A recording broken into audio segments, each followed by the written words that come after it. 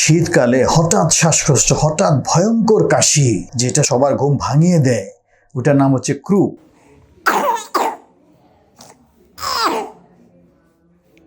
জি, আমি ডক্টর মোহাম্মদ মনজুর করিম, শিশু, কিশোর ও নবজাতক রোগ বিশেষজ্ঞ ও শিশু হৃদরোগের চিকিৎসক, সহকারী অধ্যাপক, ICMH মাতুয়াই। সবাইকে স্বাগত জানাচ্ছি। প্রত্যেক শীত শুরুতেই আমাদের চেম্বারে বা আমাদের বাসায় আমাদের আত্মীয়দের মাঝরাতে ঘুম ভাঙে এই শব্দে যে বাবুর হঠাৎ করে ভয়ঙ্কর কাশি শুরু হয়ে গেছে।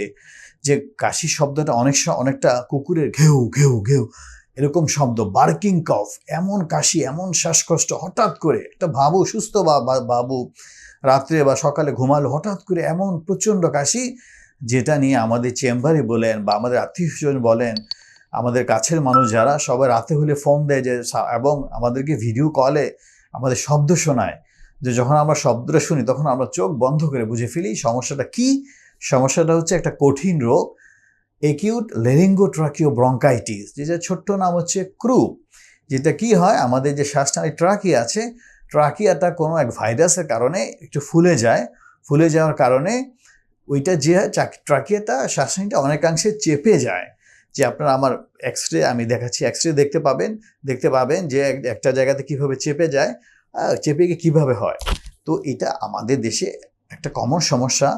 শতকরা প্রায় 15% যে কোনো 6 মাস থেকে 5 বছর বয়সে বাবুদের এটা বেশি হয়, প্রায় 15% যদি আমরা বলি। আর মোস্টলি এটা হচ্ছে ভাইরাস, ইনফ্লুয়েঞ্জা, প্যারাইনফ্লুয়েঞ্জা, এই জাতীয় ভাইরাস থেকে হয়। অনেক সময় ডিপথেরিয়া নামে এক থেকে হয়, ডিপথেরিয়া একটা অর্গানিজম থেকে হয়।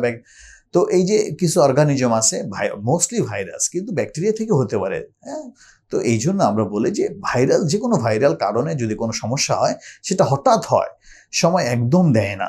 তো এই জন্য যে ওই কাশির জন্য টেনশনের কোনো কারণ নেই।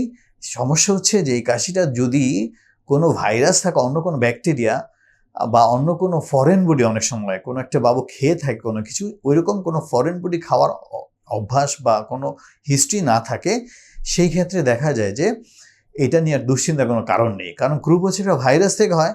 এটা সাধারণত 2 থেকে 3 দিন খুব বেশি থাকে, 3 দিনের মধ্যে কমে যায়, অনেক সময় 7 দিন পর্যন্ত লাগতে পারে, এটা বাড়তে পারে। তো এই জন্য আমরা বলবো যে এই সমস্যা হলে অবশ্যই চিকিৎসকের পরামর্শ নেবেন। আর এটা অনেক ধরনের হতে পারে, খুব হালকা হতে পারে, যেটা মাইল্ড, অনেক সময় একটু মধ্যম পন্থা হতে পারে, মডারেট, অনেক সময় খুব সাংঘাতিক হতে পারে, যেটাকে সিভিয়ার বলি। যদি মাইল্ড হয় সেক্ষেত্রে কোনো টেনশনের কারণ নেই। অনেক সময় গার্জিয়ানরা একটু কাশি বুঝতেই পারে না, কিন্তু যদি মডারেট বা সিভিয়ার হয় সেক্ষেত্রে অনেকাংশে আমার সময় আমাদের হাসপাতালে ভর্তি লাগে। অনেক সময় এটার সাথে যে রোগগুলো হয়, যেমন এপিগ্লটাইটিস আমরা বলি, যে ওইটা যে অর্গানিজম দিয়ে হয়, ওই অর্গানিজমের ক্ষেত্রে অনেক সময় আমাদের ইনজেক্টেবল অ্যান্টিবায়োটিক দেওয়া লাগে। এই জন্য অনেক সময় আমরা বলে থাকি যে আপনারা অন্তত 1-2 দিন হাসপাতালে ভর্তি থাকেন। আমরা সেই ক্ষেত্রে অনেক গার্জিয়ান অনেক সময় থাকতে রাজি হয়, অনেকে হয় না। তবে আমাদের পরামর্শ থাকবে অবশ্যই এমন একটা ভয়ঙ্কর সিচুয়েশনে যদি আপনার ফ্যামিলি থেকে চিকিৎসক না থেকে থাকে, হাসপাতালে থাকাটা নিরাপদ, ভর্তি থাকাটা, যাতে যে কোনো সময়, এটা অনেক সময় দেখা যায় যে এই শ্বাসকষ্ট থেকে অনেক সময় অনেক বড় সমস্যা হতে পারে, অনেক সময় তার শ্বাস বন্ধ হয়ে যেতে পারে, সেই ক্ষেত্রে অনেক সময় হাসপাতালে ভর্তি হওয়া লাগে। এই জন্য এটার হারটা অনেক কম, কিন্তু তারপর আমি বলবো যে এটা হলে অবশ্যই চিকিৎসকের পরামর্শ নেবেন। দেখেন আমরা কিছু দিচ্ছি যে কিরকম পার্সেন্টেজ হয়। ক্রুপ ইজ ক্যারেক্টারাইজড বাই বার্কিং কফ। আগেই বলছি, বার্কিং কফ, স্ট্রাইডর, ঘরঘর শব্দ হবে, হোর্সনেস হবে, এবং শ্বাসকষ্ট, difficulty breathing, which usually worsen at night, যেটা সাধারণত রাতের বেলায় বেশি বেড়ে যায়। আমি আগে যেটা বলেছিলাম যে আপনারা দেখতে পাচ্ছেন যে হসপিটালে ভর্তির হারটা, hospitalisation is required in 1 to 5% of cases, 1 থেকে 5% বাচ্চাদের হাসপাতালে ভর্তির দরকার লাগতে পারে। আমি আগেই বলেছি যে croup is relatively common condition that affects about 50% of children এর সেম পয়েন্ট।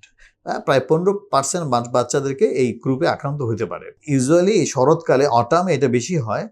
এটা বিফোর ভ্যাকসিনেশন, আগে যখন ভ্যাকসিন ছিল না, যখন ভ্যাকসিন আবিষ্কার হয় নাই, before vaccination croup was frequently caused by diphtheria, এবং ইট ওয়াজ অফেন ফ্যাটাল। যখন আমাদের ভ্যাকসিন ছিল না বাংলাদেশে, তখন ডিপথেরিয়া ভ্যাকসিনের থেকে, এখন তো ডিপিটি দেওয়ার কারণে এই ডিপথেরিয়ার ইয়েটা অনেকাংশে কমে গিয়েছে।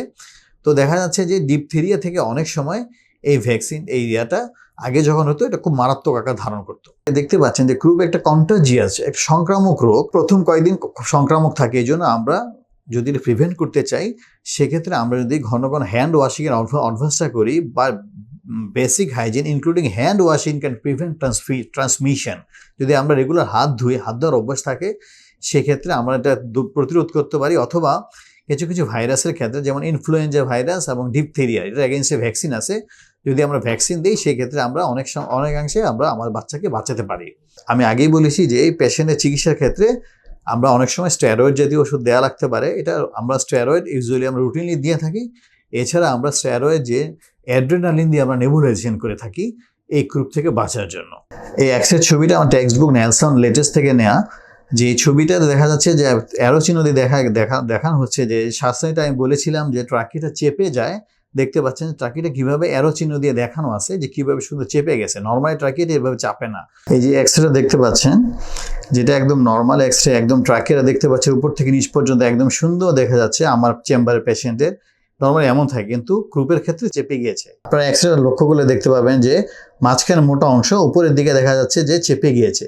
সো এটা দেখে আমরা অনেক সময় বুঝতে পারি যে এটা একটা ক্রুপ।